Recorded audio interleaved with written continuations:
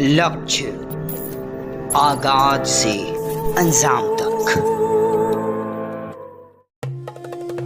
सिवान जिला के रघुनाथपुर प्रखंड के चकरी बाजार स्थित श्री राम जानकी मंदिर के पोखरा के बीच माता दुर्गा का भव्य मंदिर के प्राण प्रतिष्ठान के अवसर पर चकरी पंचायत के समस्त ग्रामीणों के द्वारा सतचंडी महायज्ञ के अवसर पर माता का भव्य कलश यात्रा निकाला गया। यह यात्रा चकरी बाजार से लेकर दुधा मोड़, अमवारी, फुलवरिया, लगुसा, सुल्तानपुर मोड़, राजपुर मोड़, मिर्जापुर, सलेमपुर, नरहन गांव के पवित्र सरजू नदी के पावन तट पर जल भरकर पुनः यज्ञ स्थल पर रखा गया। वहीं कलश यात्रा में जय माता की जय घोष के करते हुए हजारों की संख्या में महिला, पुरुष, बच्चे गाड़ी घोड़ा गाजे बाजे के साथ यात्रा निकाली गई। वहीं समाज सेवकों के द्वारा निःशुल्क पानी शरबत की व्यवस्था किया गया था। यज्ञ में प्रतिदिन श्री राम कथा को संगीतमय वातावरण में सुनाया जाएगा। वहीं 9 दिवसीय रामलीला, रासलीला एवं मेला का भी भव्य आयोजन किया गया है।